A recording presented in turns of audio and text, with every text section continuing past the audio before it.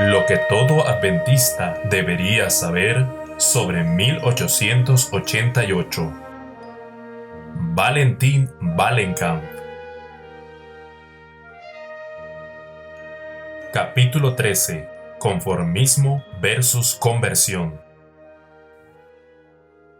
Los asistentes al Congreso de la Asociación General en Minneapolis eran adventistas de buena reputación.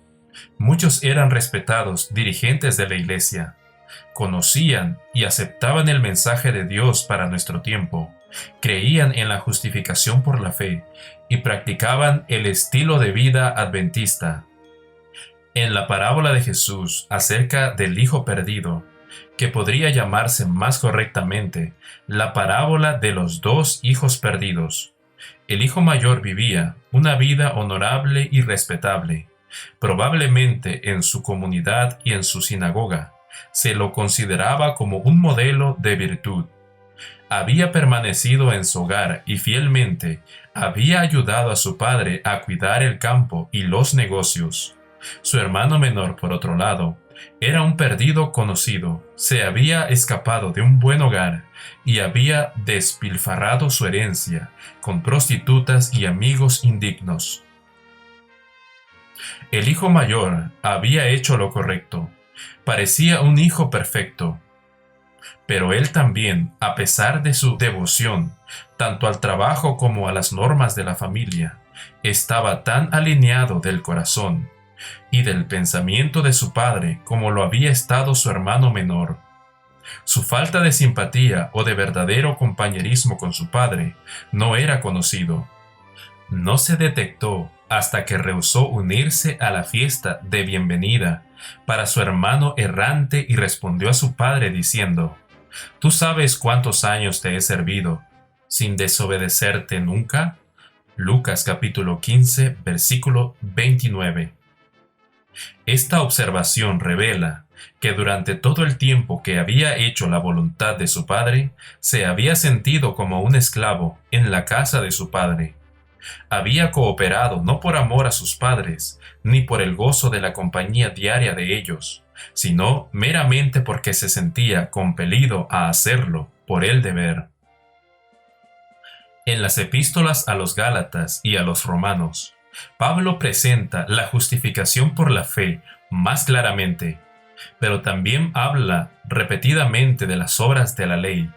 Esto quiere decir que cumplir la voluntad de Dios, como está expresada en su ley, motivados no por una mente dispuesta, sino por la fuerza coercitiva de la ley. Martín Lutero escribió acerca de esto: «Ahora, las obras del hombre que no son motivadas por la libre voluntad, no son las suyas propias, son las obras de una ley coercitiva y restrictiva».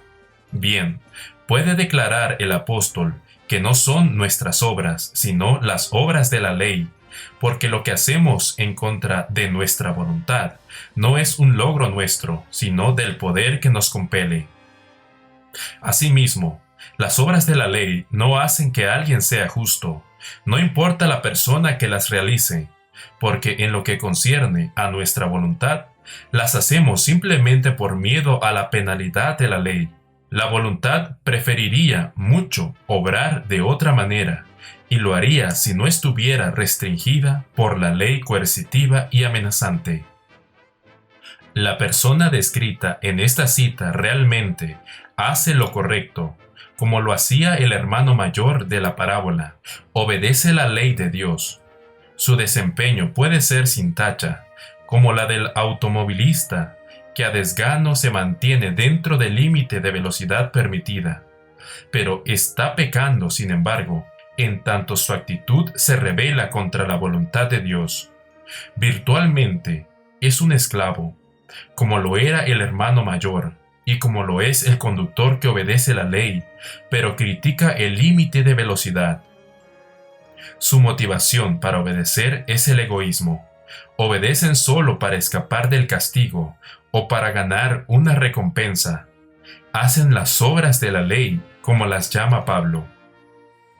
Aún un respetable adventista puede producir obras de la ley u obedecer la voluntad de Dios según está expresada en su ley, pero en forma involuntaria o de mala gana. Años atrás, mientras salíamos de una de nuestras iglesias con un amigo, éste confesó: si no supiera que el séptimo día es el sábado de Dios, ciertamente no lo guardaría, porque realmente no me gusta. Mi amigo era un prisionero de la ley. No había aprendido todavía a conocer a Jesús y a su Padre como amigos y a disfrutar de esta amistad especial por medio del Espíritu en su día especial. Vivía un estilo de vida adventista, pero no disfrutaba el compañerismo con Dios. La obediencia por sí sola no nos preparará ni a nosotros ni a nadie para el compañerismo con Dios y con los ángeles no caídos. Tanto el hacedor de obras de la ley y el legalista llevan a cabo las obras. Eso mismo hizo el hermano del pródigo. Pero las obras de ninguna persona, aunque sean sin tacha, serán suficientes para la salvación. Se necesita algo más. La única esperanza de salvación para el pecador está en la justicia de Cristo, y esto resulta de una profunda empatía con Dios. Tal comunión de alma con Dios deriva de haber rendido nuestros corazones y nuestras mentes a Dios.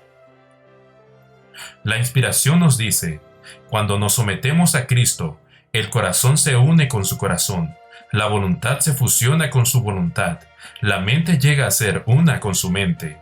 Los pensamientos se sujetan a Él, vivimos su vida. Eso es lo que significa estar vestidos con el manto de su justicia. Esto es la comunión de corazón y de alma. Por medio de ella, Cristo llega a ser nuestra justicia. Judas, el traidor de Jesús, era un discípulo creíble. Los demás no abrigaban dudas sobre su legitimidad. Lo consideraban uno de los mejores. Ni aun en la última cena, luego de que Jesús lo señalara como el traidor, al darle el pan mojado, véase Juan capítulo 13, versículo 21 al 30, nadie sospechó que fuera de carácter noble. Simón de Betania, véase Lucas capítulo 7, versículos 36 al 48, fue otro de los seguidores de Cristo, uno de los pocos fariseos que se habían unido abiertamente a Jesús. Jesús era su amigo, lo había sanado de su lepra, y Simón deseaba que Jesús fuera el largamente esperado Mesías, pero no había aprendido todavía a conocerlo como su Salvador. Aunque era amigo y seguidor de Jesús, era un extraño al nuevo nacimiento. Sus pecados no habían sido perdonados, y sus principios no habían cambiado.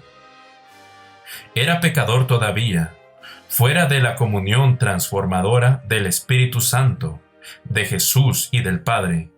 Aunque era un amigo y seguidor de Jesús, no formaba parte de su familia y no era partícipe de su naturaleza y de su justicia. El hermano mayor de la parábola, Judas y Simón de Betania, todos eran conformistas. Parecían trigo, pero eran cizaña entre el trigo.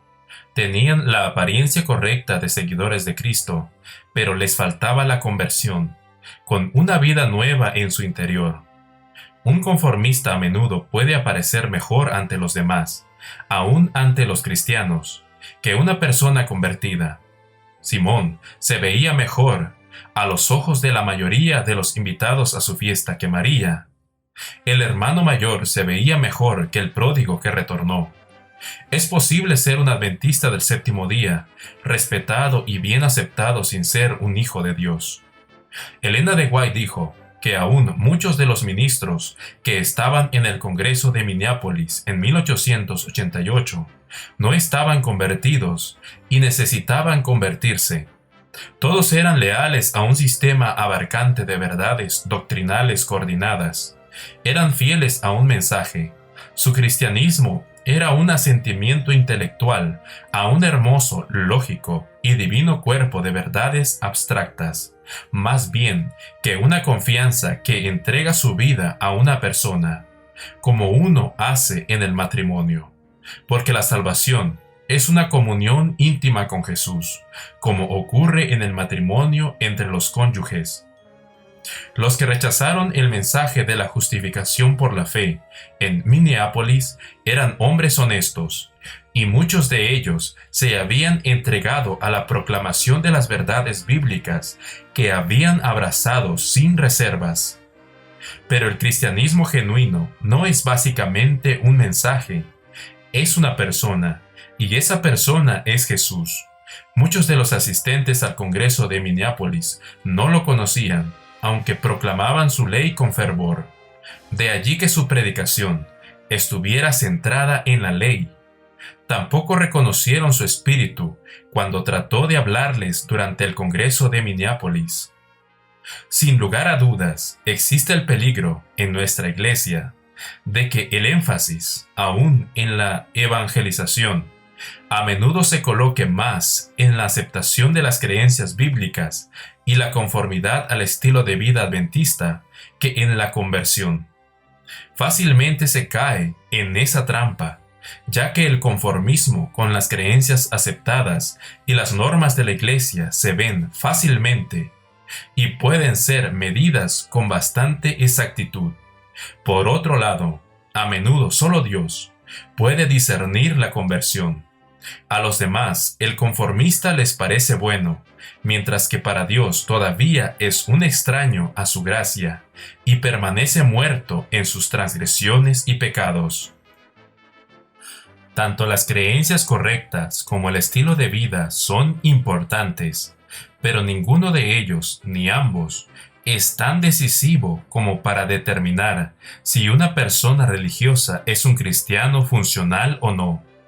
La esencia del verdadero cristianismo va más allá del comportamiento externo.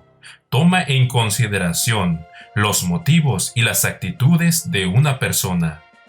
Muchos, aún de los delegados al Congreso de Minneapolis en 1888, se conformaban al sistema de creencias adventistas y a su estilo de vida.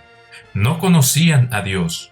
Parecían adventistas del séptimo día practicantes, pero no habían aprendido a conocer a Jesús como su Salvador. Es casi aterrador pensar que es posible ser amigo de Jesús, como lo fuera Judas y Simón de Betania, disfrutar de la compañía de Jesús y de la de sus seguidores, y sin embargo, no estar preparados para la eternidad con Él en su reino. Ese era el estado de muchos de los ministros en el Congreso de Minneapolis.